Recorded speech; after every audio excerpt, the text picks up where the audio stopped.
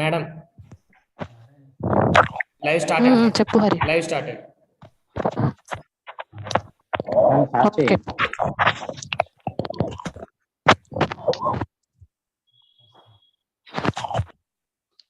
Madam, live started. చెప్పు Hari. Live చెప్పు. started. Start చేయనా? Yes, madam. A very good morning to one and all. On behalf of M.A.M College of Pharmacy, a warm welcome to all. On the occasion of World Drug Day on 26th June, we are organizing a one-day national webinar on addressing drug challenges in health and humanitarian crisis, organized by Department of Pharmacy Practice, M.A.M College of Pharmacy, Narsopeta, in association with Indian Pharmaceutical Association, Andhra Pradesh State Branch. I Killa Nagajyoti, Assistant Professor, Department of Pharmacology. It's my pleasure to invite our President and Correspondent of M.A.M College of Pharmacy, M.R. Sheshagiri Rao Garu. Welcome you, sir. It's my honor to invite our beloved Principal, sir, Dr. M. Prasad Rao Garu, Professor and Principal of M.A.M College of Pharmacy. Welcome to the session, sir. Now it's my pleasure to invite today's webinar chief guest, the eminent personality, Dr. T.V. Narayana Garu, National President, IPA, Indian Pharmaceutical Association. Hearty welcome to the session, sir. It's my pleasure. Today's special guest, Dr. Prabhakar Reddy, V. Principal, University College of Pharmaceutical Sciences, Pharmacy Council of India, Palamuri University, Mahbub Nagar, District, Telangana. I also inviting the today's resource persons, Dr. Raviteja Garu, MBBS, Civil Assistant, Surgeon, Primary Healthcare Center, Chilakulurpeta. Please welcome to the session, sir. Dr. Karthik Rakam, sir, Chief Executive Officer of Avenida Innovations, Hyderabad, Telangana. Please welcome to the session, sir. Dr. R. Haribabu, sir, M.Pharm, PhD, Professor, Department of Pharmacy Practice, Chebrolu Hanumaya Institute of Pharmaceutical Sciences, Guntur. Dr. J. John Kirupakaran, Professor, sir, Professor, Department of Pharmacy Practice, Vikas Institute of Pharmaceutical Sciences, Rajahmundry. I welcome convener Dr. Y. Narasimha Rao, sir, M.Pharm, PhD, Professor, Department of Pharmacology, and Organizing Secretary, Dr. Satyanarayana, sir, M.Pharm, PhD, Professor, Department of Pharmacy Practice. Thank you, dear delegates, faculty members, participants, and my dear students for joining the today's session. Let's start the section with prayer song.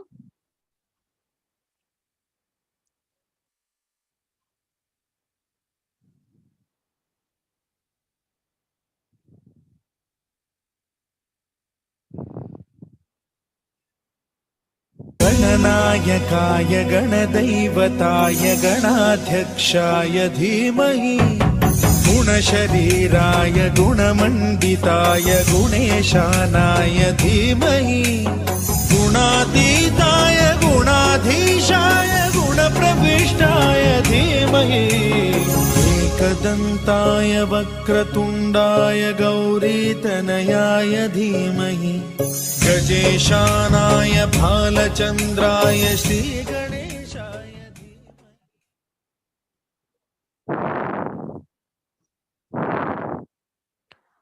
Over to you, sir.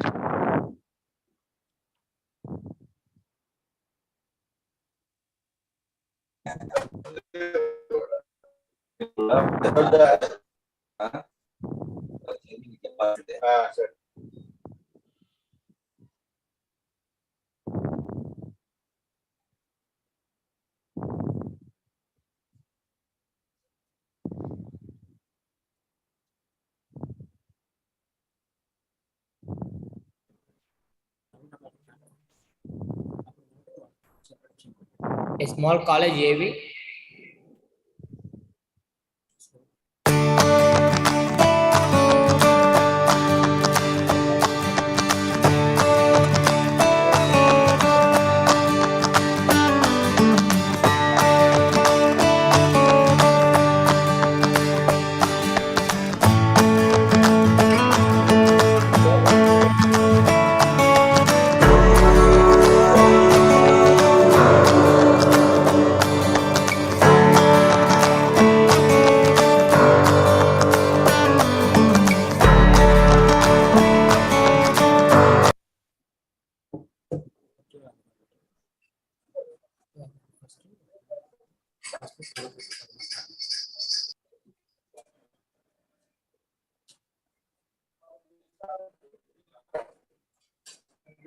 What to you, Navina madam?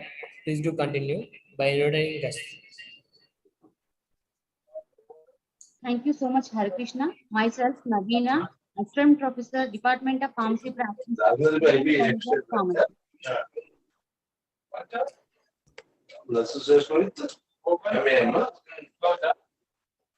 Now, I would like to invite today's chief guest, great personality, kind-hearted person, Dr. T.V. Narayan Garu, President of Indian Pharmaceutical Association, Mumbai. It's my privilege to introduce Dr. T.V. Narayana Garu.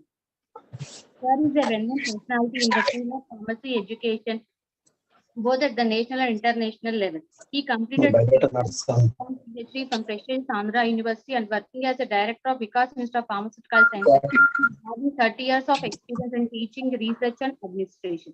Sir is the state and national merit holder during his studies and also winner of the Sri P.V. Patel Award for experience reform in Andhra University in 1980. Dr. T.V. Narayan Garu, President of Indian Pharmaceutical Association from 2008 to 2012. Sir received the prestigious fellowship award. Mumbai. Fellowship student earned by IIT College of Pharmacy and Harris Fellow of Rotary Bangalore in 2008. Sir has received distribution award by the state and national award by Teachers Association Goa in 2007. Srimuva award by the Srimuva Social Services and Cultural Association 2005. And received distinguished the person the state of Karnataka by the Melu Kalayaka in Telugu Cultural Association in the same year 2005. Sir is a national advisor of many associations of pharmacy, including the Indian Pharmaceutical Congress. He has chaired scientific sessions in the 52nd, 56th, 56th, 57th,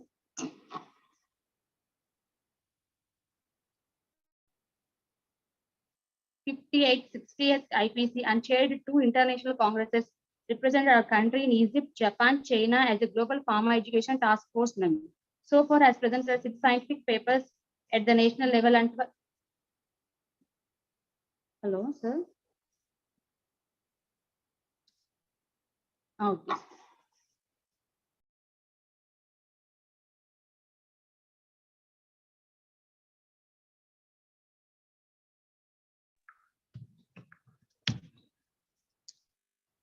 Without delay, I would like to invite Dr. B. Prabhakar Reddy Garu, Principal, University College of Pharmaceutical Sciences, Palamaru, University of Mahbub Nagar. Sir is a member of Pharmacy Council of India. Sir, please talk a few words the session. Sir, over to you, sir. It may audible. Sir, I request talk about the sessions.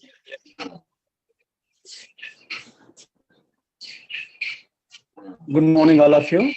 Good morning, sir.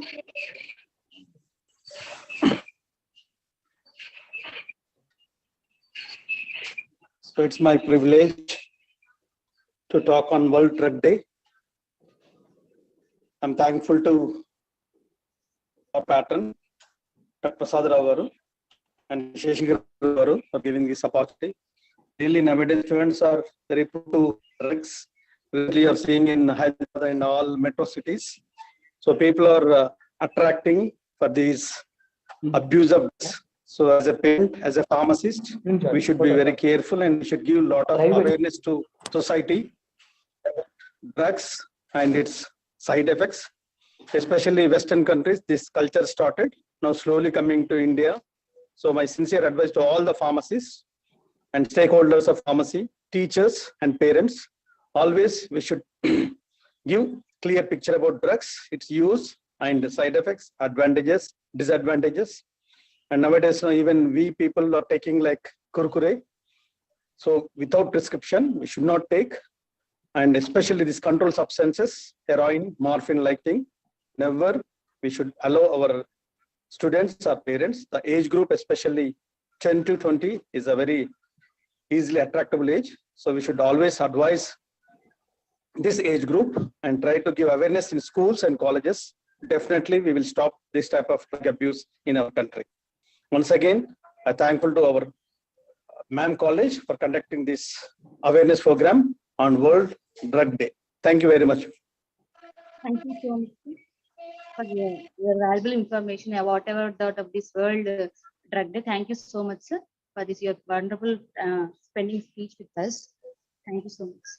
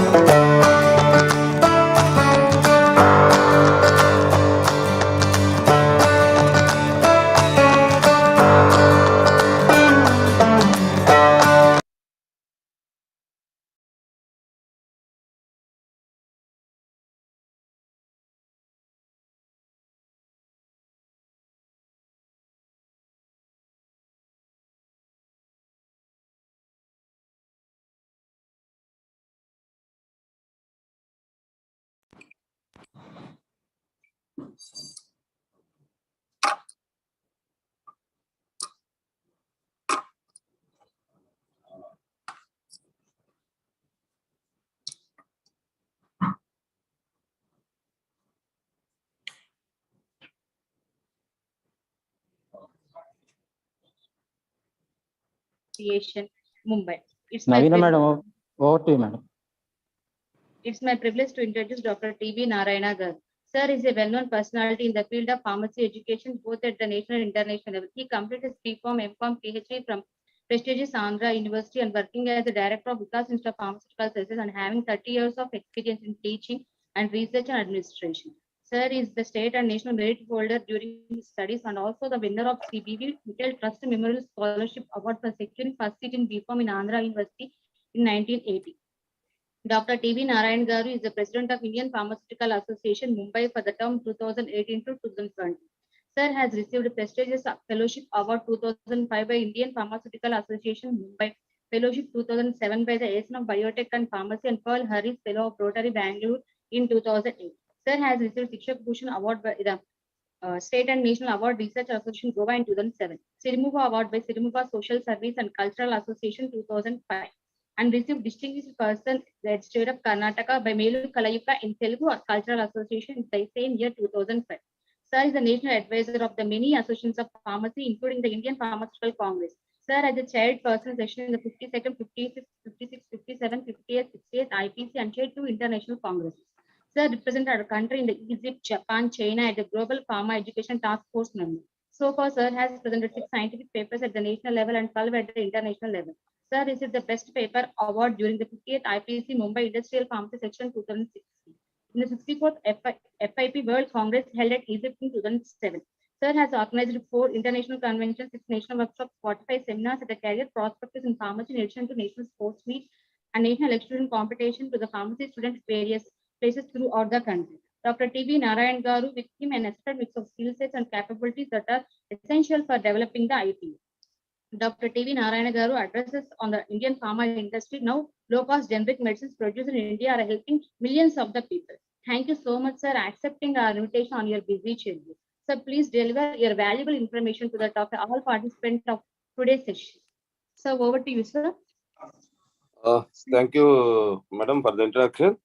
Thank you so much. Good morning, everybody. It's my privilege to participate in this World Drug Day being celebrated by IPA, Andhra Pradesh State Branch, in association with M.A.M College of Pharmacy, and addressing on the theme of World Drug Day, that is drug challenges in health and humanitarian crisis. First of all, my congratulations to IPA State Branch for organizing such a one-day seminar, which is the need of the day. Because nowadays we are seeing maximum number of cases pertaining to this drug abuse, and so many cases are in limelight, including right from the children to the senior citizens. So many cases we are witnessing every day. But why it is happening? Because the most target people are the youth. And all, including our Prime Minister Modi, everybody is telling youth are the future of our nation and they are the power of our nation. But these people are easily attracted because of the age with this drug abuse, because of the euphoric effect caused by these drugs, illicit drugs.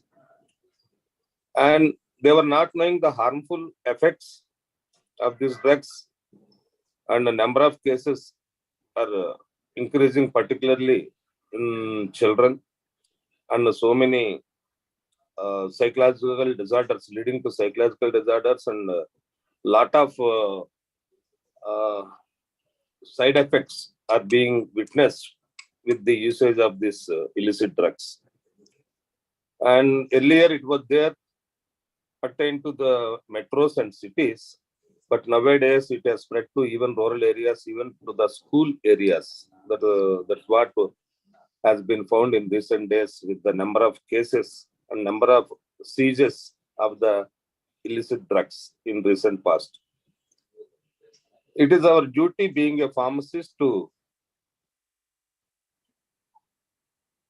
counsel the young generation about the harmful effects of these drugs, and also we have to counsel them, advise them. Advocacy is an important issue in this regard to educate the future generation of our country.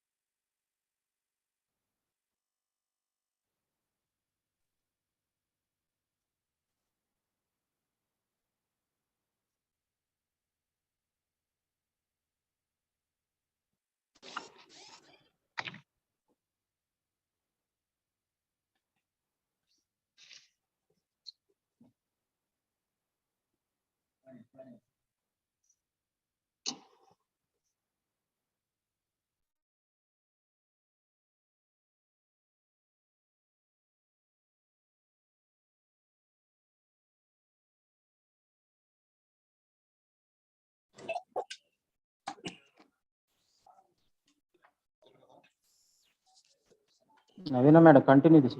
Hello, Yes, sir. Yes, sir. shall I continue? Yes, sir. Yes, Yes, sir. sir. Yeah. Continue, sir. Okay, there was some network issue, and anyhow, I once again appreciate the initiation taken by the IP Andhra Pradesh State Branch and M.A.M College of Pharmacy in promoting the World Drug Day and educating, particularly the rural mass and the children, about the drug challenges, about the drug abuse and side.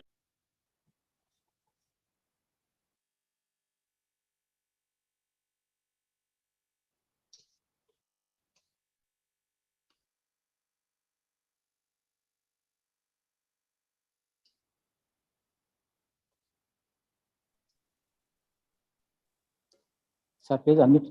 Sir, please unmute, sir.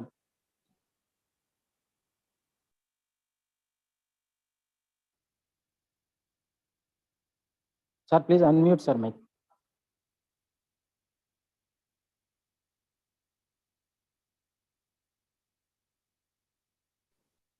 Excuse me, Narayana sir.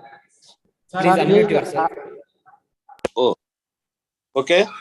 Now am I audible? Okay, sir. Okay, Am I sir. audible? Yes, sir. Audible, sir. Yes, sir. Yes, sir. Continue, Yeah. sir. So sorry for the poor connectivity here.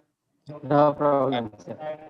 It is our prime duty, being a pharmacist, to work with the healthcare team and to work with the regulators in controlling the number of cases of this drug abuse and the major side effect, and counseling the public about the major side effects of this drug abuse, because it is a habit forming drugs are there. Because of this, the children are easily attracted, and the regulators are trying their best to control this. One simple example is the abnormal usage of correct syrup by several school children in the last 1 decade led to this type of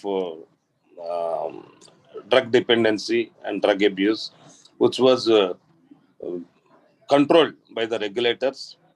And some of the OTC products which are producing this euphoric effect are also to be taken into consideration. And we, being a pharmacist, we should work to eradicate this drug abuse and stop this practice of selling the illicit drugs and habit forming drugs and contribute to the nation. That's what I want to give my message for today's 1 day seminar.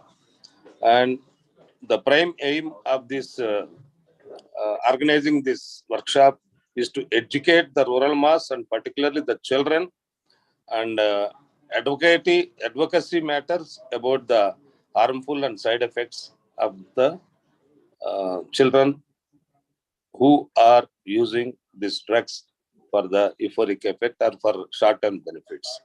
So I once again congratulate the IPA AP State Branch and M.A.M College of Pharmacy for taking good initiation as a social responsibility in educating the rural mass public about the drug challenges during this World Drug Day. I wish the 1 day seminar a grand success, and thank you very much for giving me the opportunity. Thank you. Thank you so much. Thank you so much, sir, for your valuable information, whatever the drug abuse, or how it affect the persons in psychological way. Thank you so much for your support, sir, to participate in this 1 day program. Thank you so much. Thanks. Thank you, sir. Thank you so much. Now I request Ms. Jansen ma'am to continue the session. Yeah. Good morning to all. Thank you, ma'am, for giving this wonderful opportunity to introduce today's resource person. Myself, Jasmine, Assistant Professor, Department of Pharmacology. It's my great privilege to introduce Dr. V. Raviteja sir, MBBS, Civil Assistant Surgeon, Primary Healthcare Center, Chilikalurpeta. Recently, he is working as a government doctor. He has 10 years of working experience. He has achieved awards in Pushkarala and at COVID time. Present, he is working as a nodal officer, Chilikalurpeta. Sir, can you please continue the session, sir? Yeah, good morning all. Thank you for your invitation. Thank you, sir. I would like to be a part of this. I'm very happy for this. Today, as you all know, today is a World Drug Day, which is the 26th of June. As you all know, today we are facing so many challenges in our drug day. I mean, drugs, effect of drugs in our society. And also that I'm dealing about the part which is I'm over the drug abuse, which I'm dealing now. I will give a short presentation about the drug abuse. For that, I will take a few seconds for the screen sharing. Please kindly wait. Yes, sir, you can share your screen. I have enabled all the settings. Little bit. Sure. Yeah, can you visit? Is this screen share is visible to you? Slides? Yes, sir. Yes, sir. Yeah, fine. Thank you. 1 second.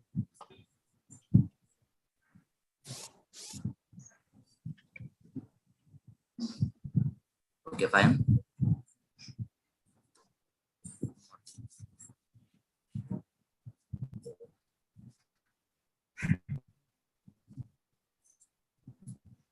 Yeah, the topic is the drug abuse. As you all know, currently the scenario around the society is dealing with the drug abuse, which we see and right and the media also. Aspects are going around regarding the movie around the movies are also many celebrities are also mainly involved in this part because of their lifestyle. The drug abuse has been a current event, which is very. Am I audible? Yes, yes, sir. Hello. Yeah. I'm dealing with the topic of what is drug abuse. So what is drug abuse? The name itself indicates the drug abuse. Abuse, in a sense, it is a overuse of anything is abuse. So the drug abuse, in a sense, it indicates that is it over abuse of any drug. Okay, right.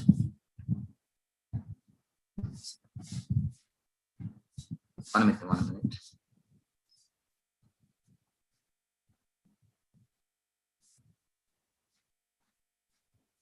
The drug abuse is the habitual use of drugs not needed for therapeutic purposes, solely to alter one's mood, affect of state of consciousness, or to affect a body function unnecessarily.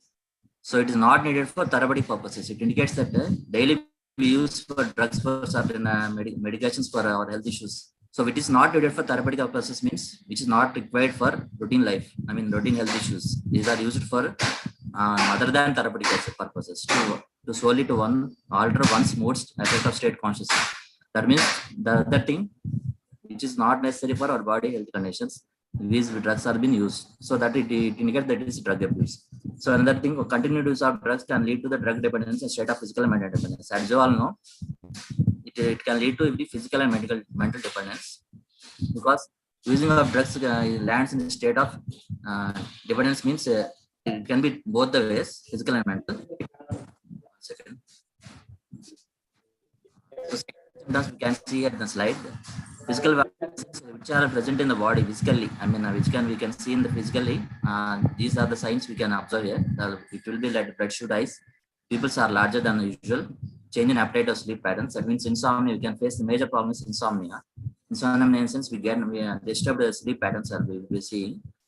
And sudden weight loss or weight gain, deterioration of physical appearance, unusual smells or breath, impaired coordination. Impaired coordination is the main problem. As it is related, drug abuse is main related to the CNS actually. That means it is related to brain.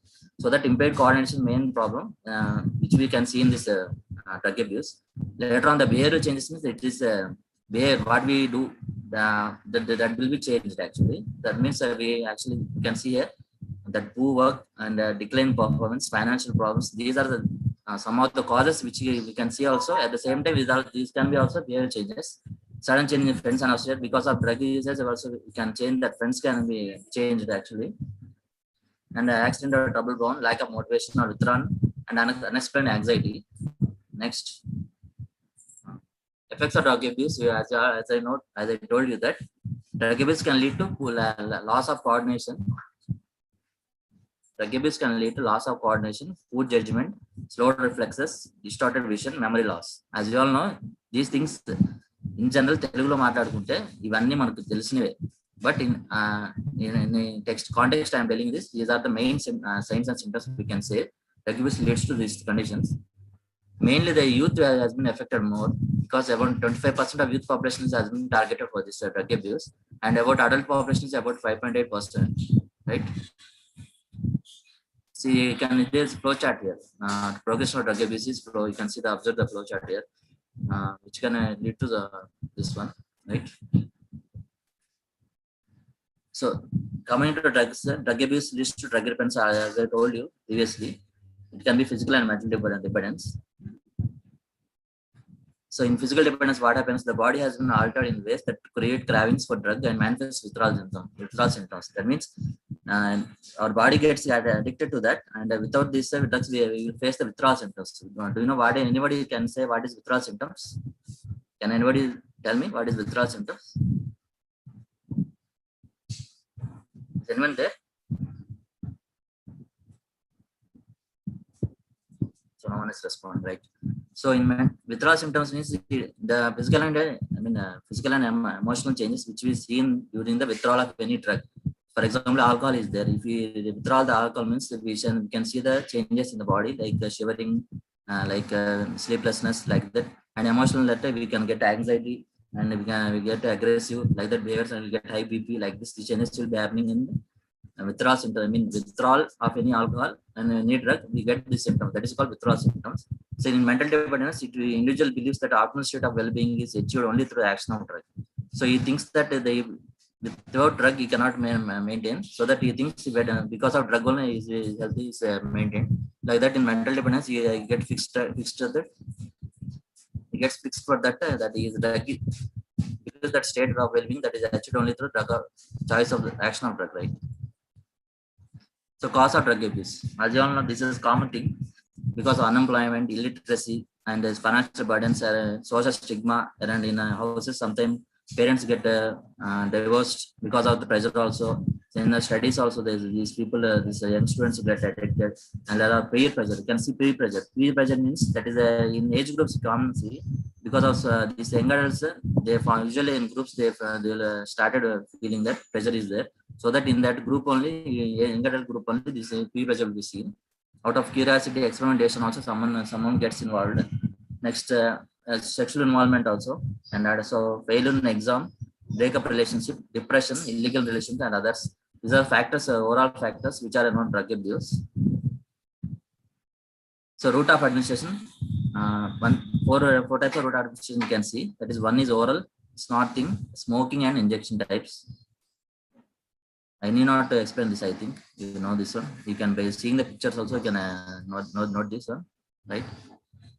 So categories of drug abuse. You can see the 4 types of categories has been seen here. So narcotics, depressants, stimulants, and hallucinogens. Next. So what are the stimulants? So different types of stimulants you can see here. These are the examples of the stimulants: nicotine, cocaine, and amphetamine. Stimulants means, you know, which stimulates our system. So we are taking this drug, there will be stimulus in our body, so which makes us so happy because of using these drugs. But at last we will face so many problems that you all know. So stimulants. So stimulants are the drugs that stimulate the brain and CNS, increase the state of mental alertness, decrease appetite. So these are the examples: amphetamines, cocaine, nicotine.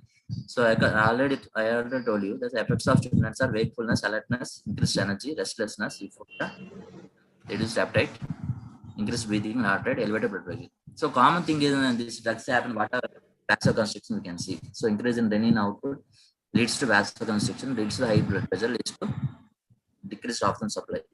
Later on, what happens? Leads to ischemia of the heart muscles or any other muscles. It leads to infarction. Right? So cocaine. So scientific name of cocaine is ethoxylate coca. It's a low chemistry and CNS stimulant. Generally, it can be known in the society. Signs and symptoms of cocaine here is increased agitation, dissemination, change in concentration and focus, common cold symptom, increased movement. Any drug you can take, it leads to increased movement only. Okay, right? The side effects you can see. All this drug abuse leads to happen of systemic only. So most of the systemic organs get affected, you know. So it's the brain. Later on you can see the throat, the lungs, or heart, or skin, city, nose. So any risk happens in this area, it leads to alternation of this normal functioning. So brain, what happens in brain? So increased risk of strokes. As I told you, high blood pressure leads to decreased oxygen supply. So increased oxygen will lead to decreased oxygen supply in the brain. So it's increased risk of stroke. As I told you, ischemia can happen in the brain, so it leads to stroke. Later on, insatiable hunger, insomnia, hypersomnia, lethargy. So throat you can see soreness and hoarseness of voice. In lungs, hemoptysis, bronchospasm, dyspnea. Dyspnea means difficulty in breathing. Right? Infiltrates, eosinophilia, chest pain, asthma. So systemic, you can see the fever, eosinophilia. And nose rhinorrhea, it's a common cold like that thing. We can see the discharge. The teeth bruising, abrasion. Okay. So as I told you, myocardial infarction. Skin is pruritus because our blood supply get aggregated here, and we call that pruritus. So itching also is also one thing you can see in the skin. So you can see the pathway here. So what happens, as I told, increased systematic output, increased catecholamines, increased heart pressure, decreased blood pressure. Increased blood pressure, increased contractility. Increase in oxygen demand leads to ischemia. So the oxygen supply gets decreased. Though it gets increased, but to the cells it gets decreased later on because of high oxygen demand. It leads to infarction. In the same way, coronary increased platelet adherence leads to thrombus. Thrombus is a platelet adherence we can see in the blood vessel. When this thrombus gets detected, it is called embolus. When this embolus gets restricted,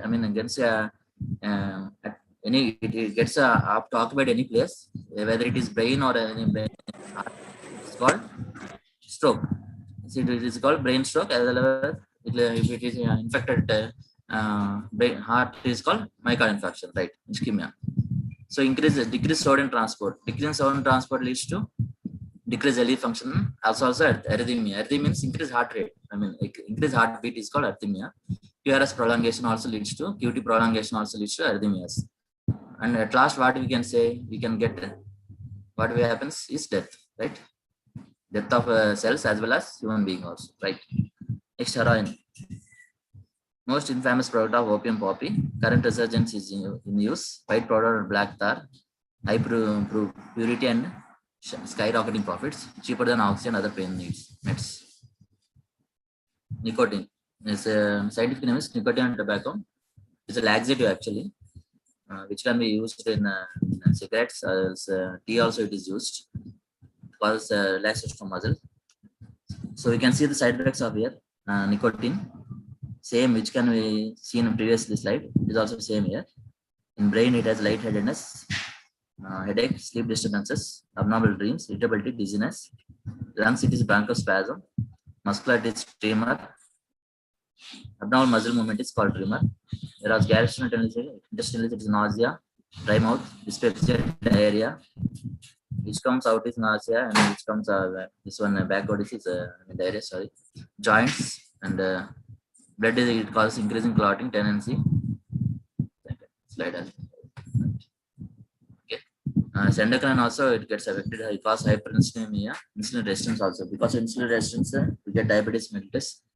So most of the this sugars get accumulated in the body. Right. Next. How is nicotine addictive? So over time, nicotine affects neurotransmitter in the brain, changing in the way certain brain cells work. When one stops using nicotine, the changes remain for a while the brain can revert back to normal state. These changes are what will cause the withdrawal symptom characteristic of addiction. As I have told you, withdrawal symptoms, nicotine is one of the cause for this withdrawal symptoms. Next, amphetamine. The potent CNS stimulant, phenylalanine derivative, used in attention deficit hyperactive disorder. Street name is black beauties, co-pilots, crystal meth. So you can see the long-term effects of amphetamine here. These are the long-term effects you can see: psychosis, cracks on forearm, kidney failure, damage, sexual dysfunction, skin abscess, weight problems, involuntary muscle spasms, sinusitis. So signs and symptoms of the amphetamine abuse: increased body temperature, dry mouth, increased blood pressure, faster breathing, decreased appetite, euphoria. So almost all the signs and symptoms are common for all these drug abuse things, but we're partly differentiating and explaining you. So depressants, the name itself indicates because of the drugs we get depressed. Means our bodily activity gets decreased. That is called depressants. So the depressant is a substance that reduces the normal body activity, function, or any instinctive desire, such as appetite or food. It is also known as downers. So it causes the downing of our functioning system daily. So we get the routine activity get decreased. So because these depressants can be classified here: alcohols, barbiturates, cannabis, opioids, and benzodiazepines. So effects are depressant, highly addictive, produce sedation, dizziness, hypnosis, anxiety, permanently damage the developing fetus. So this is the cause where we in the pregnancy gets loose. So permanent damage to developed fetus is the cause where in pregnancy any mother takes an alcohol, that baby get aborted. Okay, so that is the reason.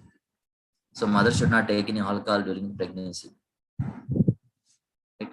So alcohol. So what is the chronic effects of the alcohol? This is the routine we can see in the society. Most of the people are consuming alcohol. This consumption of alcohol, the limit is better than rather than going over. So the main symptoms we can see here is memory loss, impaired in judgment, headaches, depression, anxiety, blackouts, insomnia. So insomnia is sleeplessness, as I already told you. So cancers of esophagus, mouth and throat, heart disease, high blood pressure, stroke, liver disease, liver cancer, chronic stomach problems, gastrointestinal bleeding, diarrhea, ulcers and malnutrition, impotency, reproductive disorders, muscle damage, and osteoporosis. Any systemic part you take, most of the systemic part gets disturbed. So this gets diseased and disturbed. So every part, see any systemic organ here, most of the everything is damaged because it's alcohol, right? So benzodiazepines. These benzodiazepines are generally known as calmers. We use in medicine actually to calm any person because of his psychosis. Some patients get admitted in the hospitals. Because of this, we give 1 ml benzodiazepine. Because of that, patient will get calm. So this is also, as I said, this is depressant. This is anxiolytic drug and have sedative. See, this is the word: sedative, hypnotic, and anticonvulsant properties. Right? Effects of benzodiazepines. So normally it happens with dry mouth and confusion. Overdose leads to prolonged sleep, decreased libido, erection problem. Okay, right? Am I fast? Hello. No, sir. No, sir. Continue. Right. Mechanism of action can see here, right? Benzodiazepine binds to specific regulator site of GABA receptor in the brain, enhances GABA activity, channel opening up, hyperpolarization, CNS depression. So hyperpolarization leads to CNS depression. Because of that, we get calm actually. So opioids. So what are opioids? These are synthetic and semi-synthetic compounds used in analgesic and suppressed diarrhea and cough. These are used, we can see in this cough syrups actually. We can see that these are commonly used in cough syrups. For actually, if we take any syrup for 10 ml, means we will get sedated actually. As you all know, because of this only we get sedated. So street name is dope, painkillers, and oxy. So effects of opiates is any drug you take. So common side effects are nausea, vomiting, constipation, like that. Okay. Sometimes because of some drugs we get diarrhea, but here it is constipation because of absence of motions. That is called constipation. Decrease in quantity and decrease in time also. So constipation, dry mouth, sedation, and sweats. So less common is delirium. So altered behavior is delirium. Seizures. Seizures means it's epilepsy, inner retention, hallucinations. Right? You can see the pictures also here. See, sleeplessness, but she's sleeping here. It's okay. It's a dry mouth. This is. So, what is morphine? So, analgesic and narcotic drug acts on CNS. Okay, right. Side effects of morphine. If you can't remember much about morphine, think of morphine. This is telling the slide. This is opium, actually opium derivative. Sorry, You can see here. Causes this elaboration is there. Morphine. What is MORPHA? So meiosis. Out of its sedation, respiratory depression, pneumonia, hypotension, infrequency, constipation, urinary tension, nausea, and emesis. These you can remember this one like this morphine. So it causes these things. This can be any question also in examinations, right? So hallucinogens. Next we come to hallucinogens. Hallucinogen is thing where because of this we get dreamt of this thing. When I means we'll dreaming something. Say that is called hallucinogen. Because we're taking these drugs, we'll feel like dreaming something, right? So hallucinogen are substances that alter sensory processing in the brain, causing perceptual disturbances. So perceptual means sometimes we think it is present like there. Sometimes we think it will be in our mind set actually. Because of that, we'll get make other people disturbed like that. So let me explain Telugu actually. మనం ఏదో ఉన్నట్టు అనుకుంటాం అది ఉండదు. అది మన ఊహకే ఉంటుంది. అక్కడ ఉందని వాళ్ళందరికీ చెప్పి మనం వాళ్ళని గాబరా పెడతాం దాన్ని. So that is the in Telugu actually. So causes perceptual disturbances, changes in thought processing and depersonalization. Okay. So types of hallucinogen. So psychedelics, LSD is one example for that. Dissociative, magic mushroom, ketamine, delirium is datura and Jimson weed. So how hallucinogens work? Second slide as pictures, right? So hallucinogens can be used in different many ways. You can take it in a pill form, smoke it, or eat it or drink it. So and the hallucinogen and the way it is formed. Once hallucinogen in your body, chemicals like serotonin and acetylcholine interfere and neurotransmitters and cause hallucinations. See, this is the main cause for this hallucinations to work. Serotonin and acetylcholine interfere with the neurotransmitters, cause hallucinations. These get overacted. So this is acetylcholine we can see in neurotransmission actually. Okay. So hallucination high can last a little as 30 minutes and long as what. So we can see. So minimum it is 30 minutes and maximum 4 hours with this action will be there depending on the hallucination you take and amount you take. This is common actually, you know. So next, LSD. So lysergic acid, ethylamine. So it is 5-HT antagonist causing hallucinogen. So street name is Superman, Dots, Gen, Golden Dragon. So as I told, side effects is common for all the things. See, systemic it is hypothermia, fever. Hypothermia or as hyperthermia, both can happen. Okay, fever is hyperthermia. So mouth it is saliva production. Here it is saliva production. Previously we can see dry mouth, but here it is saliva production, right? Jaw clenching. Okay, right? Blood, elevated sugar levels. Muscles, hyperflexia, tremors, weakness. Epilepsy, as you know, it is tremors. Increased muscle tone is epilepsy. Because of that we get tremors, hyperreflexia, right? Right. Pupils get dilated. It is common. Mucous membranes, mucous production. Skin it is goosebumps, paresthesia. Heart increased heart rate. Gastric it is possible nausea. As I told earlier previously, nausea can be common for all the things. So mechanism of action of LSD. So you can see the slide here. 5-HT agonist are pre-synaptic receptors in CNS, activation of sympathetic neurotransmitter nervous system, and hallucination in with brilliant colors. Tolerance and physical dependence occurs. No true dependence.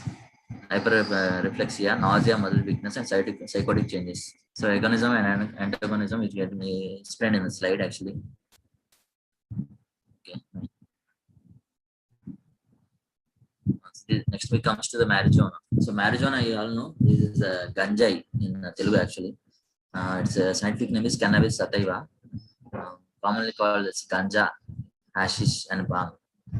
Most common effects are dizziness, dry mouth, and drowsiness. And common are euphoria, blurred vision, red eye, and headache. Rare is anxiety, ataxia, tachycardia.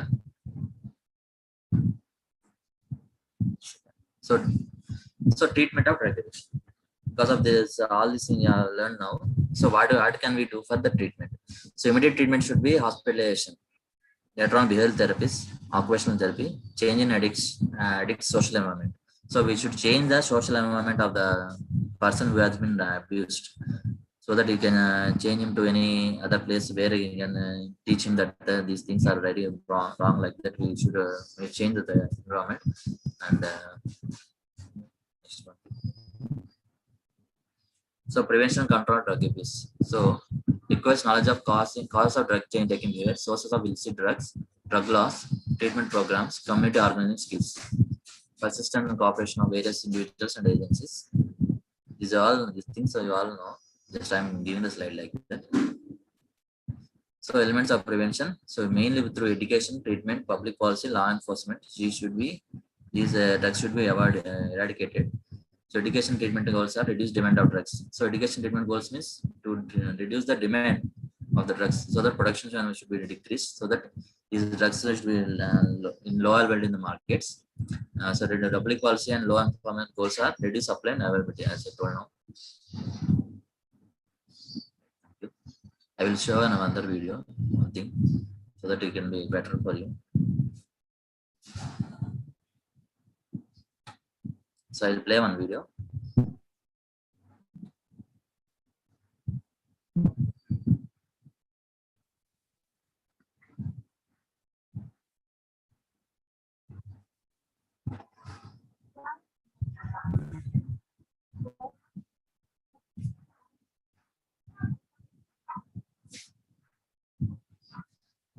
Excuse me, sir. Sorry for the interruption. Yeah. Your audio is not playing. One second. This audio is not very. No, sir. No, sir. You have to select the share sound option while you are presenting your screen. Okay, fine. So please go to the top of your screen and select the option as share sound.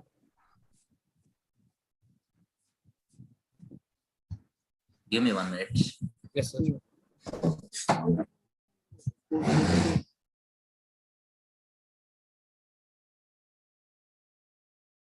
Okay, Brad.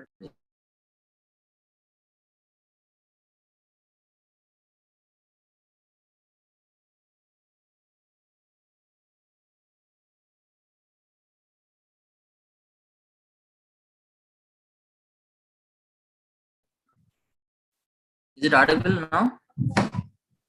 No, sir. Actually, sir, you can stop your screen. You can stop your screen. I will share this video. I'm also having this copy. Okay, fine. Thank you. Option.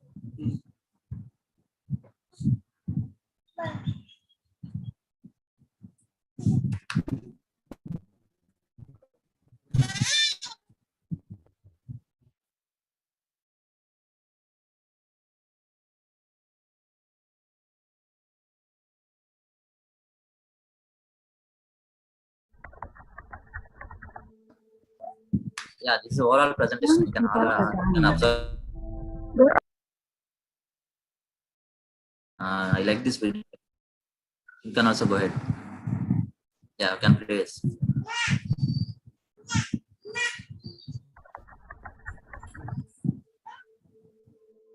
Young people are dying. They're overdosing on heroin and fentanyl. You wonder, how did this young person get to this horrible spot in life? Let's turn back the clock. Go back in time to younger days to understand how addiction starts, to understand how to prevent it from happening. While each addiction situation is different, there are generally 3 ingredients. First, teens have a lot to cope with. Many teenagers are trying to figure out, who am I? What is my identity? And they're stressed. When teens were asked, they said the number 1 reason they used drugs was to deal with the pressures and stress at school. And some teens have to cope with stress at home. There could be emotional neglect, abuse, divorce, a family member with an illness, a family member who is addicted, the death of a loved one, money troubles, or other challenges. Many teens also need to cope with depression or social anxiety. In addition to a lot to cope with, some teenagers, through no fault of their own, have poor coping skills. Maybe their parents have been caught up in their work or other family crises and do not even realize that their teenage child needs help. Maybe their parents or parents are struggling themselves and are simply not able to teach their kids how to constructively cope with life. And teens who experience day-to-day depression or social anxiety may develop an unwanted negative self-image. This can make it tougher to cope. The third ingredient to addiction that may be present is certain brain chemistry.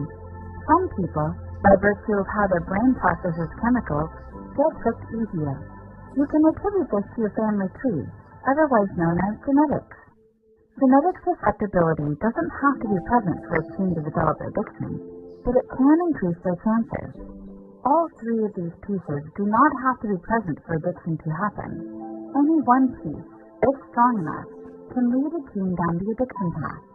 So how does addiction start? Here's what happens. A teen has a lot to cope with and poor coping skills. They try alcohol and drugs. Maybe their brain chemistry causes them to be more susceptible.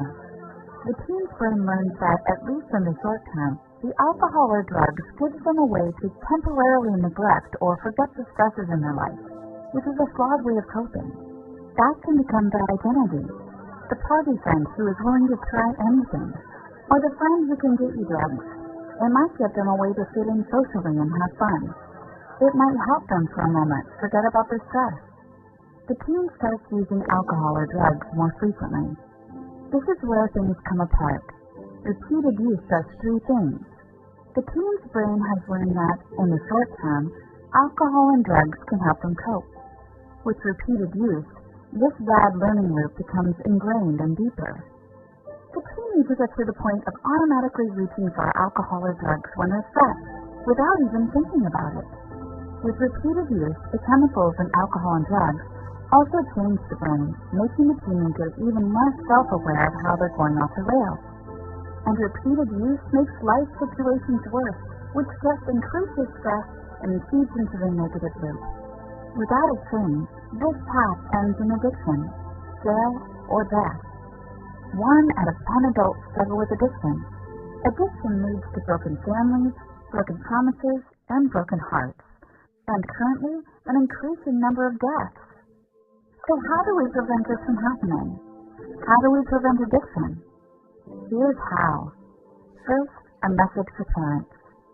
Spend concentrated one-on-one time with your kids, particularly when they get into middle school and all through high school and college. Truly listen to them with love and without judgment. Understand what they are coping with.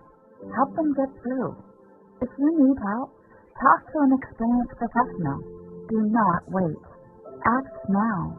And remember, your child could simply be experimenting and have a brain more susceptible to alcohol and drugs. It could be that simple and scary. Or your child could be going through something that you're not fully aware of. There is inevitably a lot going through their head. When you get in the car accident in the wintertime, the accident doesn't happen when you hit the telephone pole. It happens 200 feet before that when you start skidding on the ice. Your child may be skidding right now, and neither they nor you even recognize it. Act now. Do not assume they can self-correct. They need an established support system. Listen to them and help them immediately. Now, a message for teenagers. You are not alone. It may feel that way. Who else could be going through this or having these thoughts? But whatever you're experiencing, many others have experienced this too, and they've come out happy on the other end. Do not take on the identity of the party friend. It will kill you. You can find an identity without drugs and alcohol dependency. Your true identity, a better identity. Finally, be open to receiving help from your family, a friend, or from a professional, wherever it comes from. When your body has an illness, you see a doctor. When your body has an injury, you see a physical therapist. But what about your brain? When you're on a bad path, a therapist can help you get on the positive one. The therapist can help you step back, gain perspective, and develop strong coping skills, no matter what life throws your way, like a personal trainer for the brain. Getting help is a strength, not a weakness. You deserve to be truly happy. You deserve to be comfortable with your own thoughts. You can be. peace and love in memory of our oldest son, Alec.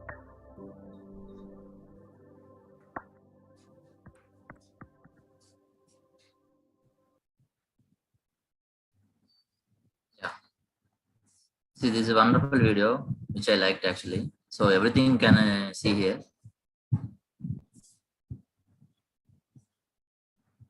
Sir, So, share your screen now, sir.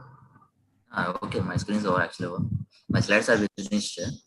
So that is a video which I liked very much. I would like to share with you.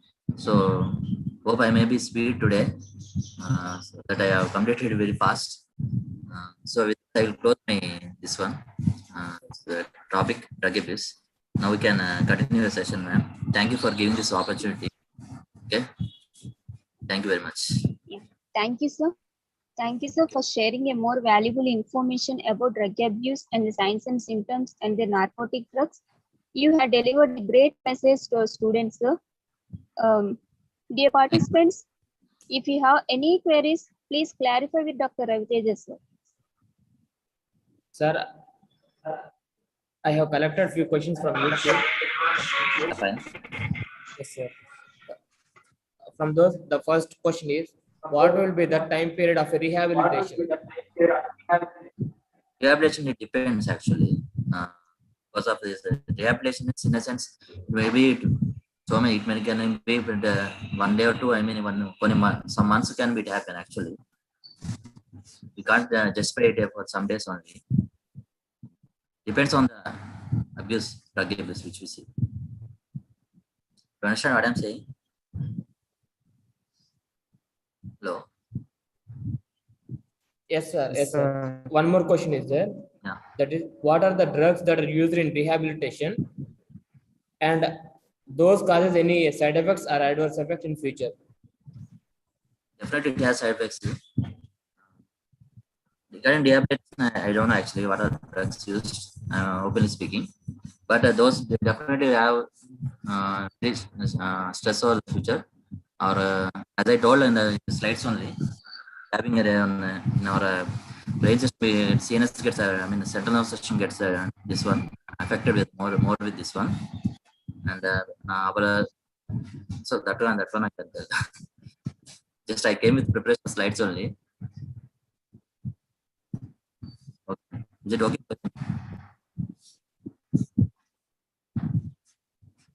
Yes, sir. Clarified. Now the dice is open for the participants who are on Zoom, so you can ask your questions now.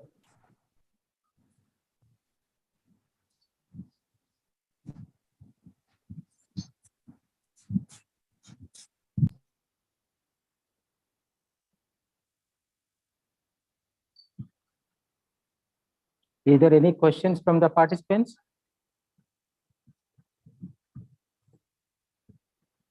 There is no questions. Over to you, Jasmine, ma'am. Yeah. Thank you so much, sir, for accepting our invitation in your busy schedule and for clarifying our doubts, sir. Thank you, sir. Okay, ma'am. Thank you so much. Yes, sir. Now, I would like to invite Dr. Karthik Rakam, sir, CEO of Avenida Innovations, Hyderabad, Telangana. Dr. Karthik Rakam, sir, is a PharmD graduate from the first batch of PharmD in India. He has co-founded Avenida Innovations with two verticals, Avenida Academy and Avenida Practice. As CEO of Avenida Innovations, Dr. Karthik sir was instrumental in creating opportunities for students by making MOUs with industry partners. In 2022, Dr. Karthik sir has co-founded Kairos R&D Solutions as an SMO with a vision to scale it to a CRO. He also works as a medical advisor for Adintra Incorporated, a Y Combinator backed startup in the USA. In May 2022, he was inducted into the core group of Punjab Telemedicine Expert Committee. He is a resource person for Pharmacy Academia and Educational Initiative by Pfizer to impact training and practicing pharmacists. He is a resource person for CPE programs for community and hospital pharmacies, faculty development programs, and refresher courses for faculty. He won the FIP Global Symposium 2021 on AMR, attended by 479 participants from 71 countries. He is the winner of national level case study competition conducted by IPA on the occasion of World Pharmacist Day 2015. Subsequently, he went on to become the judge of the same competition in 2018. He is the evaluator of various events conducted by IPA. He is the author of Drug Watch, a column dedicated to adverse drug reactions in IPA CPD times as a member of IPA CPD Special Interest Group. He is involved in initiatives like TB Jan Andolan, AMR, FIP, Indian Vaccination Project, etc. Dr. Karthik sir conducts various skill development classes like evidence-based pharmacotherapy, like clinical research, pharmacovigilance, clinical data management, medical writing, informatics, etc. He also provides clinical pharmacy internships targeted at implementing clinical pharmacy services in various hospitals. Dr. Karthik sir has organized 10 international and 25 national conferences. He has been resource person for over 50 conferences and conducted workshops in over 100 colleges of pharmacy across India. He has mentored hundreds of students and helped them craft successful careers. He is a founder of an NGO, Heavens of Humanity, and volunteers with Isha Foundation. Thank you so much, sir, for accepting our invitation, sir. Please continue the session, sir. Hello. Yes, sir. Can you hear? Yes, sir. Yes. So thank you for that introduction. And before I start, I want to thank M.A.M College and especially Satyanarayan sir for calling me. So sir was faculty when I was studying PharmD. So he taught us few subjects like pharmacotherapy and other subjects. So when sir called me and asked me to talk about this topic, to be very honest, so I don't know much. So, but I thought, let me accept the invitation and learn about this topic and share few things with you. So what we will do is we will start with doing some basic calculation. So is it okay? All of you can get some pen, paper, or if possible, you can use your phone. So you can respond in chat box. Do you want to do some basic calculation? Yeah, okay, sir. All participants also, not just organizing team. So I'm checking chat box. I did not see any responses in chat box. Okay, so we will try to see acceptable alcohol intake, because topic for today is means one of the aspects is drug and substance abuse. Okay, so even alcohol falls under this category, under substance abuse. So many times we might have read what is the acceptable intake of alcohol that can be consumed. Okay, so are you interested in knowing how much alcohol is considered moderate consumption of alcohol?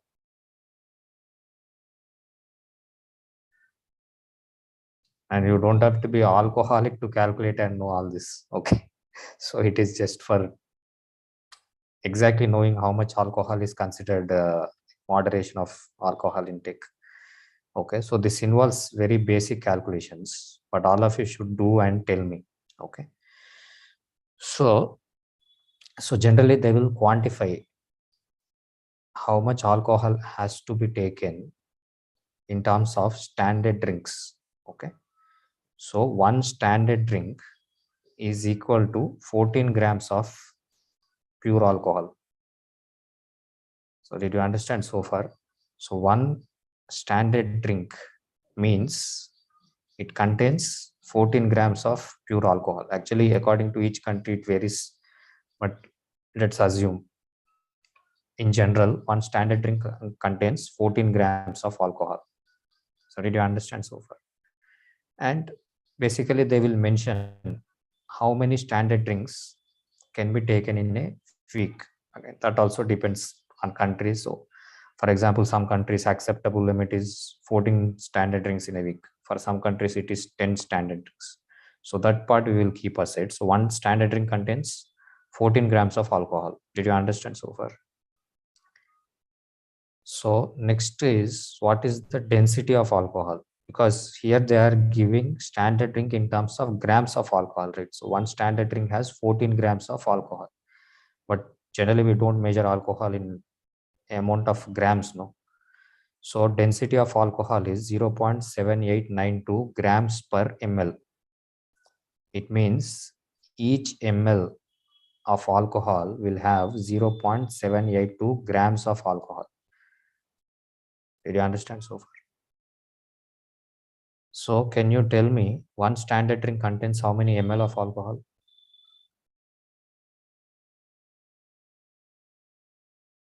Did you understand the question?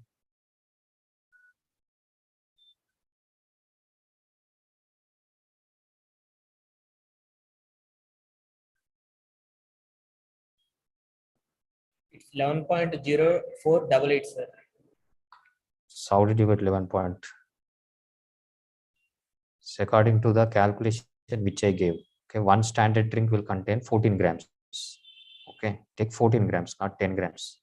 So one standard drink has 14 grams of alcohol, and density of alcohol is 0.7892 grams per ml. It means 1 ml will have 0.7892 grams. Okay, so let me also calculate. 1 ml will have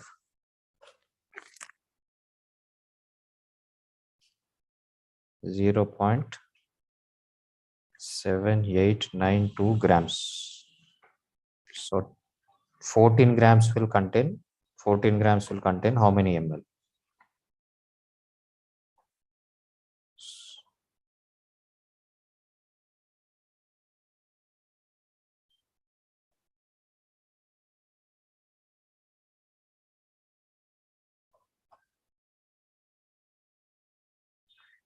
So only I think Hari gave answer. So what about others? It is 14 divided by 0.789. So how much?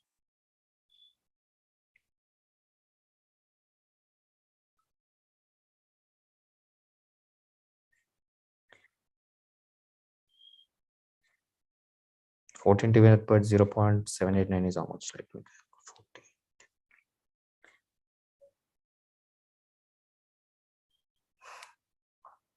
Yeah, 17.739. Let's 17.79. yeah, let's assume 18. 18 is what? Grams or ml? What is that?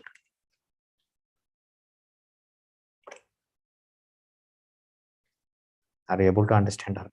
So I'm asking, you got 17, that is correct. Our round figure is 18. So 18 is what? Is it grams or ml? ML, sir. ML.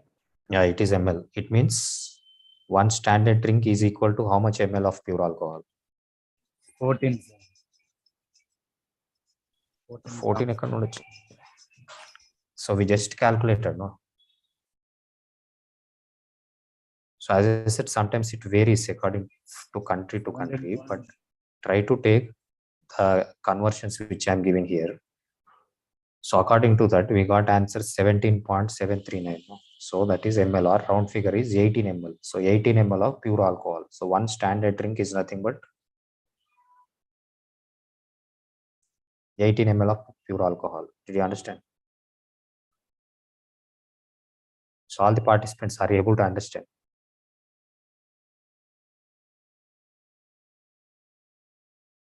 Or whoever understood, put in chat box.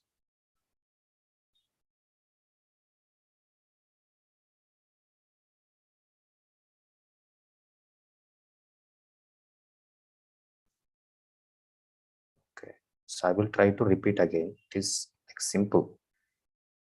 So we are trying to understand what does it mean by moderate consumption of alcohol, because our topic today is drug and substance abuse. Okay, it means I will talk about the definition and all later. Okay, but alcohol also comes under one of the categories of drug and substance abuse. Okay, so according to definition, it means we should take it certain things within certain limit. But if you are taking beyond that limit, we can call it as abuse, or at later stages it can become addiction. Okay, so it is important for us to understand what is that acceptable limit within which there will not be any problems, or within which we don't call it as abuse. If you cross that, then it can be called as abuse, and that can lead to addiction and other complications later. So did you understand? So in that way, when you read a textbook, it simply says, for example, it says moderation of alcohol consumption. Okay. And it will say that don't take more than 10 standard drinks per day, or in some other countries, more than 14 standard drinks per day, whatever. So they will quantify. But if you go to a patient or somebody who is alcoholic, and if you tell them don't take only 10 standard drinks per day, do you think he will understand? He will not understand, right? He will not know what that standard drink means. But if you tell in terms of how much alcohol, whatever alcohol is taken, if you clearly tell him that quantity, then he will, there are chances that he will understand. So do you agree with me so far? Yes, sir. Yes, sir. Yeah. So for example, in Australia, the acceptable limit is 10 standard drinks per week. Okay. So let's say if you go to some patient and say only take 10 standard drinks per week, he will not understand. Or it says not more than 4 standard drinks per day. Okay. But if you go to patient and say he does not know what that standard drink means. So now we are trying to calculate and see what that standard drink means. Okay. Did you understand so far? Yes, sir. Okay. So one standard drink means it will have 14 grams of alcohol. One standard drink has 14 grams of alcohol. Okay. So we are trying to convert that 14 grams into ml, because we don't measure alcohol in terms of grams. No? So you cannot go to some person and say, okay, you should not take more than 4 standard drinks in a day. One standard drink will have 14 grams. Okay. So we are trying to convert that 14 grams into ml. So for that, what do we need? We need density of alcohol. So density of alcohol is 0.789. Okay. It means what? 1 ml will have 0.789 or whatever grams of alcohol. So we want to find out 14 grams will have how much ml? Okay. That answer is 18 ml. So did you understand or no? Yes, sir. Okay. So now it means what? One standard drink will have how many ml of alcohol is equal to how many ml of alcohol? Just now all of you calculated, no? 17.9. Yeah, make it round figure 18. Okay. Did you understand? So one standard gram will have 18 ml of pure alcohol. Okay. So let's say according to one calculation, men can have 2 standard drinks of alcohol per day. So when we call 2 standard drinks per day, it means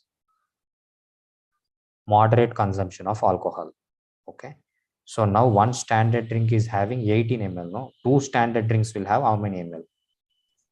36 ml. Yeah, double of it, 36 ml. So if a man takes 36 ml of pure alcohol in a day, it is nothing but 2 standard drinks in a day, which is considered as moderate alcohol consumption. So did you understand so far? Yes, sir. Yes, sir. Okay. So now my question is, we calculated in terms of ml. So how many ml of pure alcohol can be taken in a day? For a man to call it as a moderate alcohol consumption, it is 36 ml. 36 ml. So this is pure alcohol, but you don't consume pure alcohol, no, directly. It will be in a form of other like beer, whiskey, etc. whatever. So can you tell me what is the concentration of alcohol in a beer? Let's calculate for beer and see. Nobody knows.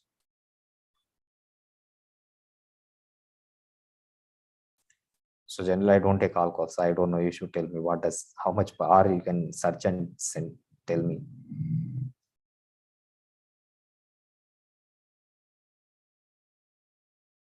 What is the percentage of alcohol in beer?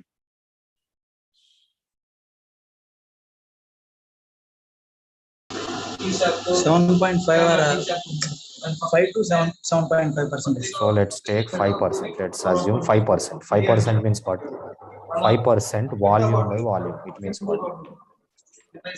It means 100 ml of that beer Yeah.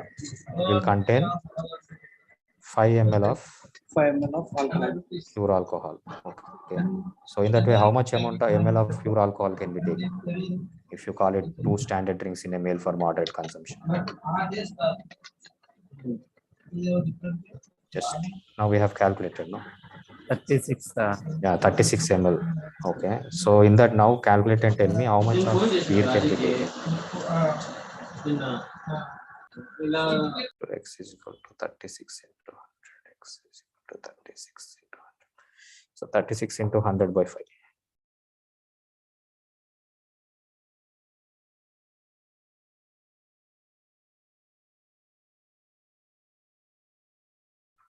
So how much I got answer? So let me see if all of you got same answer.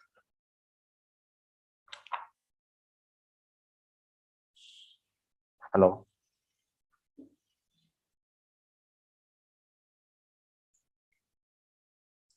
See, 100 ml, if you consider the concentration of alcohol in beer is 5%. Okay, it means what? 0.36.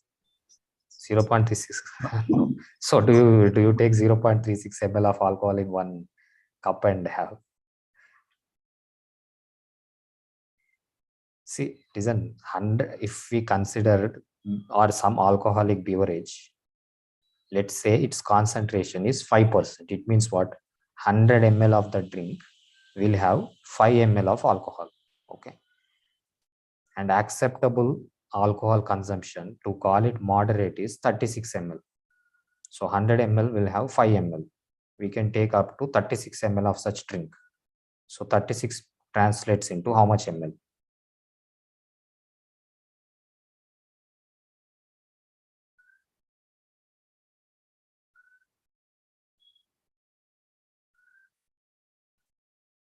So Hari, are you there in call?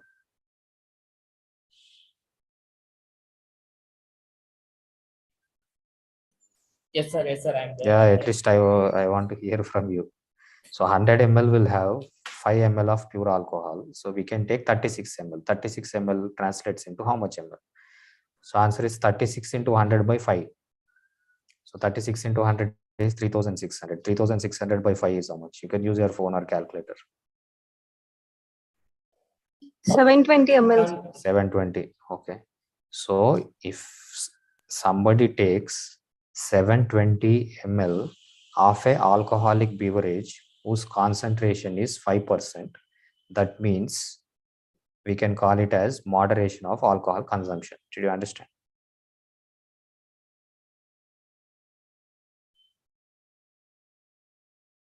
Yes, sir. Yes, sir. So this little calculation you can use and you can see, like we can exactly say that what does it mean by saying moderation of alcohol consumption. Okay. So do you want one more example or is it enough of alcohol? No need, sir. Yeah. So this is called like moderation. So when you talk to patient, actually I learned this during I think 3rd year or 4th year, because if you read hypertension, no, one of the lifestyle modification in hypertension is moderation of alcohol consumption. So if you read a standard textbook, it will say that if a person is hypertensive and also alcoholic, one of the counseling points is to tell them that they should, the best way is to stop taking alcohol. But if that is not possible, the other thing could be we can ask them to limit the alcohol consumption to moderate levels. And what does that moderate level means? For man, it is 2 drinks per day. If it is a woman, it is 1 drink per day. But if you go to patient and say take 2 drinks per day, 1 drink per day, he does not know what the 2 drinks or 1 drink is. So you should translate or convert it into whatever alcohol beverage they consume and tell in terms of ml. So then they understand and there are chances that they will implement that. Okay. So, but if you go beyond that, then it is called, it can lead to addiction and all.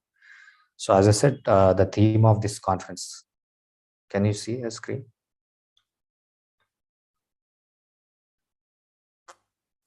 Yes, sir. It's visible. Okay. Okay.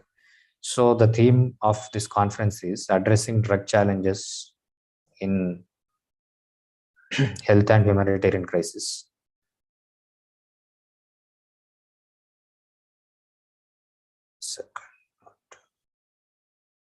Okay, can you see the second slide? Yes, sir. Okay, so I have like tried to give some definition what this drug abuse and substance abuse means, and all of us know drugs and medicine can be used for various illnesses to give benefit, relief, cure, etc. But if it is abused or not used properly, then it can lead to various issues and complications. So drug abuse is use of illegal drugs or prescription drugs or over-the-counter drugs for purposes other than which they are intended.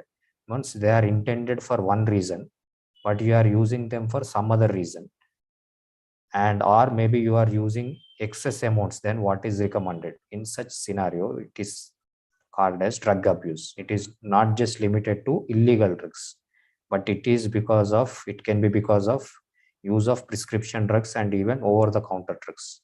So even the previous speaker was clearly giving examples of few prescription drugs, illegal drugs, over the counter drugs, how they act, etc., etc. So all this he has clearly explained, and their impact. So they can impact your social life, physical, emotional, job related issues. All those things can happen. Substance abuse is also same, but it is a broader term which not just includes drugs, but even other substances which can be abused. So did you understand the definition? So substance abuse is a broader term. Drug abuse is a specific term which is used for either illegal drugs or prescription drugs or over the counter drugs when they are used for purposes other than what they are indicated for, and if they are used in the excess amounts. So did you understand? So my agenda is whatever little I talk, that little if you can understand, it means I'm justifying your time and my time. Okay, so I don't want to be giving a lot of information which you don't understand. So did you understand what drug abuse means?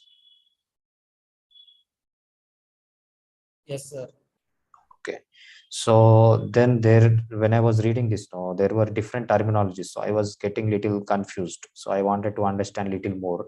So what is drug misuse and abuse same, or is there any difference? So I thought of giving that clarification. And if you see this slide, you can clearly know the difference between misuse and abuse. Okay, so misuse is, according to FDA, prescription drug misuse may involve not following medical instructions, but the person taking the drug is not looking to get high. Means doctor has advised to use the drug in a particular way, but patient is using in some other way, but his intention is not to get high. Okay, so in that scenario, it is misuse. Basically, based on the intention of using that, we distinguish whether it is misuse or abuse. So for misuse, example is, let's say doctor suggested a patient to take one sleeping pill so that he falls asleep, but patient takes two sleeping pills thinking that will take him to sleep faster.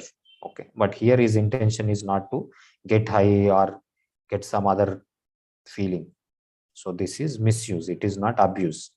Abuse means use of medication without a prescription in a way other than the reasons for prescribing it, for experiencing or feeling elicited.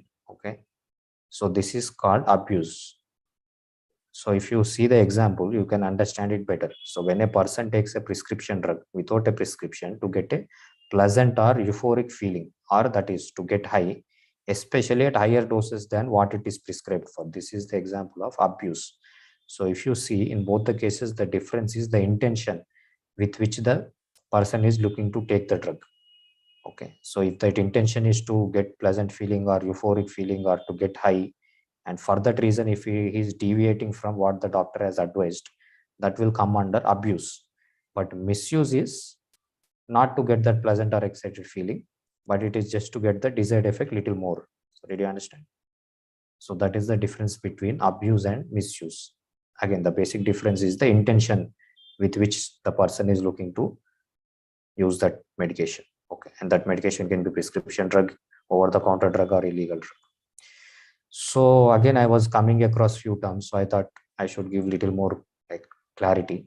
And honestly, I learned this difference when I was reading about this topic to make this presentation. Okay, so I was not very clearly aware or looking to know about all this. So as I said, abuse means, generally abuse means you will be able to change your unhealthy habit, or you can altogether stop it. So for example, in the previous example, if you have seen, a person, instead of taking one sleeping pill, is taking 2 sleeping pills. At a certain stage, he will be able to come out of that unhealthy habit of taking 2 instead of 1, or there are chances that he can completely stop taking that sleeping pills and can fall asleep without the need. So at that scenario, it is called abuse. Next criteria is dependence. Dependence means if you don't use it or suddenly stop it, you will notice withdrawal symptoms. Okay, abuse is okay to certain extent. Dependence is also okay to certain extent. Tolerance means whatever dose you are taking, at some point it becomes less effective. So this is also okay to some extent. But if all this crosses certain limit, it can lead to addiction.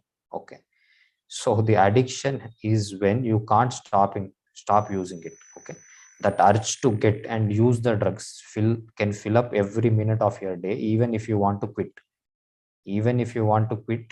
you will not be in a situation to quit. You will have that urge to take that medication every minute of the day. That is when we call it as addiction. So did you understand like differences between all these 4 terms?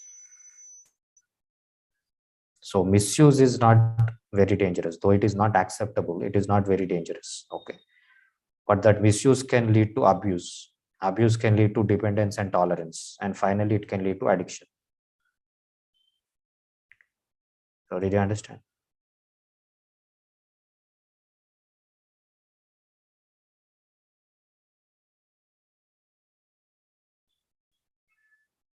And previous speaker has like given an extensive talk about examples, how they act, what they can lead to. So as I said, my purpose is to give you little information, and that whatever little information I give, you should be able to understand. So I have listed out few. There are so many, but I have just listed out few, like illegal drugs, prescription drug, OTC drugs, which are commonly abused and can lead to addiction. So, and I have put some numbers here. So this is, I will give the reference also to tell you how significant the problem is. So 16 crore people between the ages of 10 and 75 are current users of alcohol. Out of them, 5.2% are like alcohol dependent. Okay, means they have withdrawal symptoms if they don't take. And about 3.1 crore individuals are cannabis users. And out of that, 72 lakh people suffer from cannabis problems. And opioid abuse is a very big problem documented in countries like US. Opioid overdose leading to deaths. Okay, so overall opioid users are 2.06%, and nearly 60 lakh people require support to use those opioids appropriately because they developed some issues. Okay, and approximately like 1.18 crore are using sedatives for non-medical conditions, and 1.7% of children and adolescents are inhalants compared to adults, and nearly 18 lakhs of children need help for appropriate use of those inhalant medication. Okay. And about 8.5 lakh people are using injectable drugs. So these numbers are from India, not from other country. So now the other thing which I just wanted to touch was substance use disorders are addiction. So as I said, no, if it is a misuse or if it is a abuse, if it is dependent, tolerant, to some extent you can come back.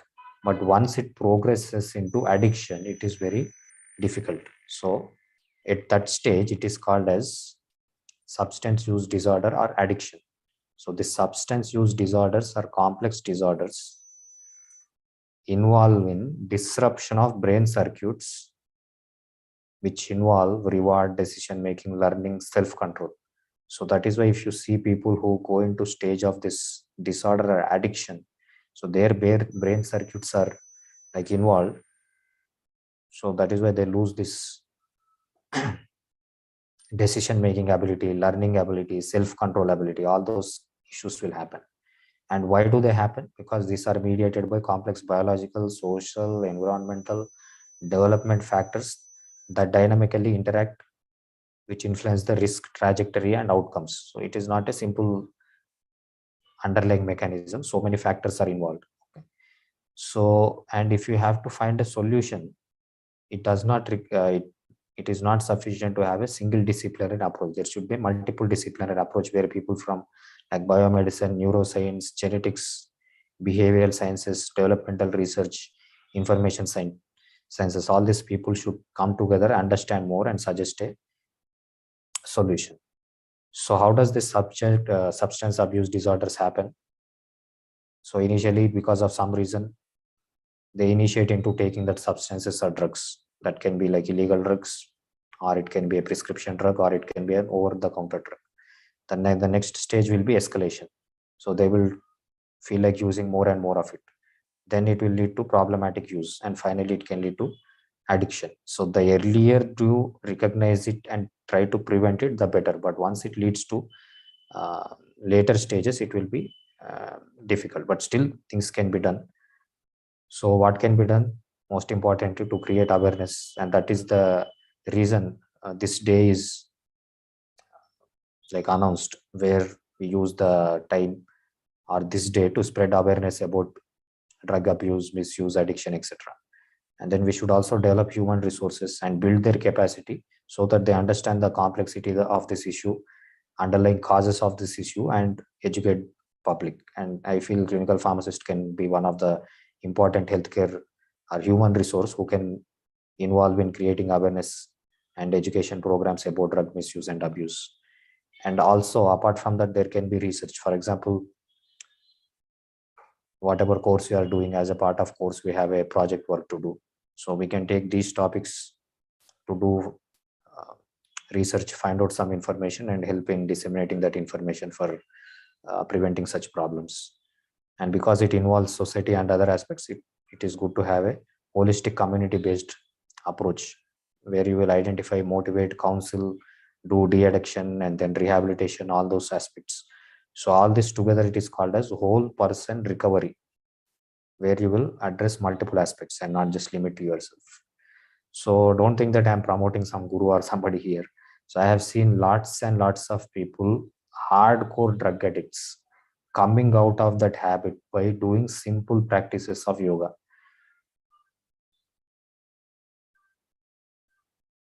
So that is the reason I'm sharing it. I can share some Facebook pages, etc., where people who are like hardcore drug addicts, then at some point in life, they wanted to become better, and they started taking yoga as one of the approach.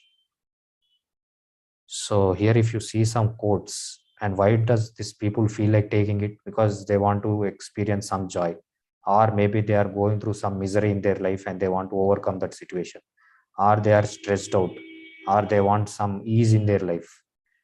So in search of all those experiences, they take some prescription drugs or over-the-counter drugs or illegal medication. But what yoga says is, we can create a chemistry of blissfulness within us without having to use any chemical substances from outside. So all the ingredients are there within us, which can give us joy, and which can give us bliss. We don't have to take any external help. Okay. So fear, anger, stress, all those things we can change by changing the chemistry and creating an atmosphere of blissfulness within our body. So as I said, no, yoga is a way to produce that chemistry of blissfulness. You can be blissful by your own nature. You don't have to take any outside help for becoming blissful. And I have seen many people who are intoxicated with life, not because of chemicals or drink or substances. So definitely there is a way to create blissfulness within. And now, as more and more people are taking to this, countries are making such things legal. Can you believe? So, but here it simply says if you apply some sense, you can get that kind of a bliss and experience without having to take any external substances. So these are few references which I saw when I made this presentation. So NIST is this India's resource. So a lot of information is there. You can go through that for more information. So NIDA is like a US one you can see, and this is from WHO, PAHO from WHO, and like NHP. So these are few resources which give you more information about substance abuse. What are the substances which are commonly abused? What are the signs and symptoms? What can be done? All those information is there. So finally, this ends my presentation, and thank you for the opportunity. So as I said, if I have seen maybe some cases in my internship, etc., I would have taken some case and present, but unfortunately, I did not see cases where people were admitted and we had to manage them. But I have seen many patients at yoga center, not patients, but people at yoga center who were previously drug addicts and using substance abuse, etc., coming out of those critical situation by simply practicing few aspects of yoga.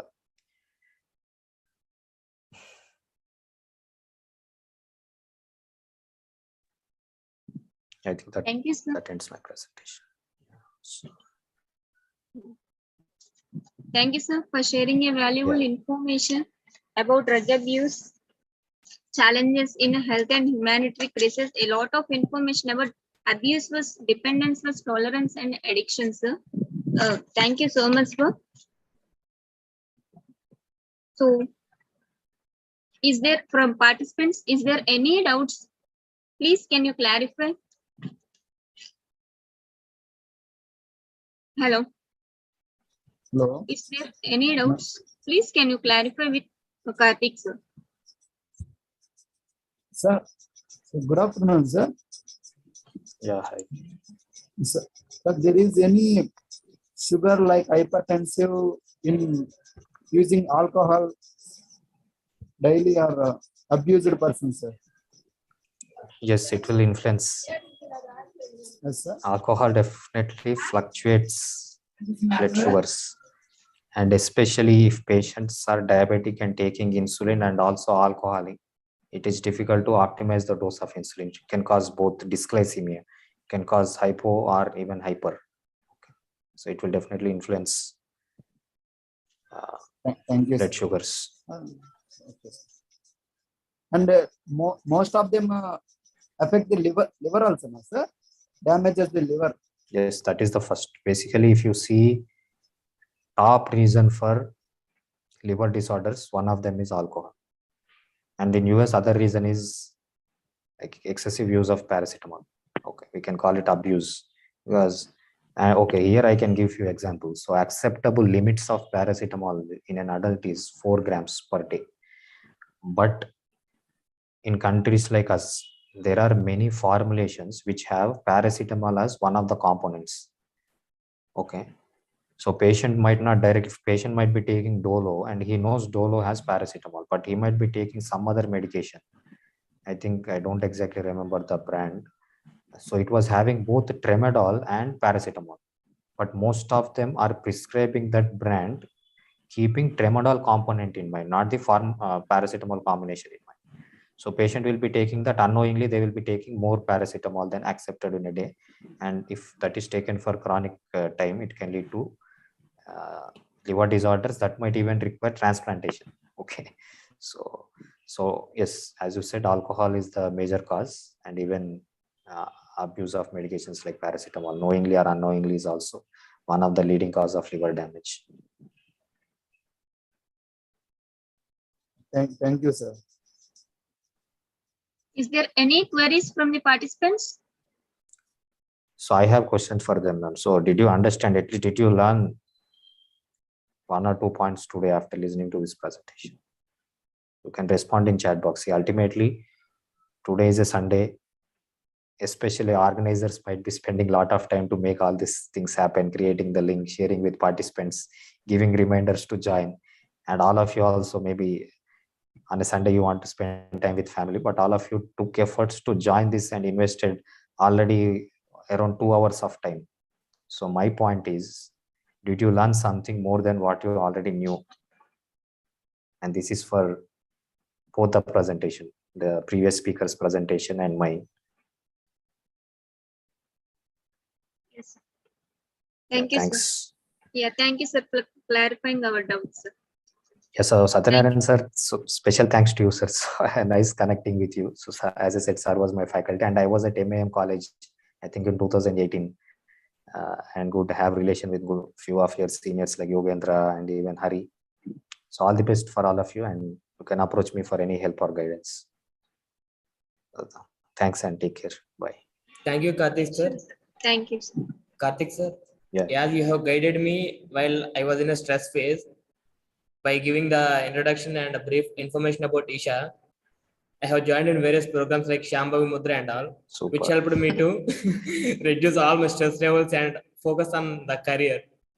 Thank you, sir. Excellent, Thank you for letting me excellent. know that. So thanks for raising this point. In fact, just 2-3 days back, so I had my schoolmate, I'll not take any names. So he is a dentist, and he went through a stressful situation where it led to divorce. Okay. And that is not an easy situation to cope up and handle. So though we might not have experienced that, but just imagine what a person goes through if his family situation goes into divorce. And initially, during the initial phases of divorce, he has a lot of friends, so he was connecting with them, interacting with them, and he could not really, that situation could not really bother him. But later, all their friends got married, everybody got busy. Now he has nobody to interact or mingle with to forget that problem. All of a sudden, he went into depression so severely that he called me like few days back, and he was desperately seeking help to come out of that situation.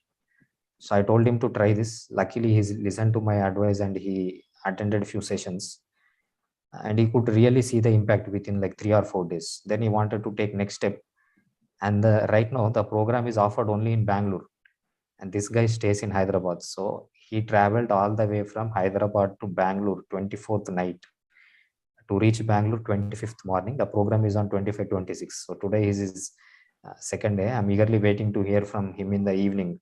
What is his experience of going through that program and come out of that situation? So the reason I'm telling this is, you don't have to dismiss that this will not work. So if you know somebody who's going through that stressful situation, just give them some little suggestion on what you can do to overcome that. And if that works out and they overcome, just imagine the feeling you will have. So yesterday he was thanking me just for introducing him to that program. And in fact, like he said, he's facing difficulty to sleep and he's scared to sleep alone. So in fact, I asked him to book some hotel, but now when he said this, I said, okay, I have a friend in Indira Nagar where that program is happening, go and stay with him. So and ultimately, I think most of you here are pharmacists. So ultimately, there are very few professions which can impact somebody's life, and ours is one such profession. So try to use your time and knowledge to help people. So I think I have talked enough. So thanks for this opportunity. Bye. Take care and all the best. Thank you, Karthik sir. Yeah, thank you so much, sir. I request all the participants, please log in at 2 p.m. Thank you. All the participants have a lunch break, and the session 2 will be started at 2 p.m. IST. So please do have joined that time. The meeting will be ended now.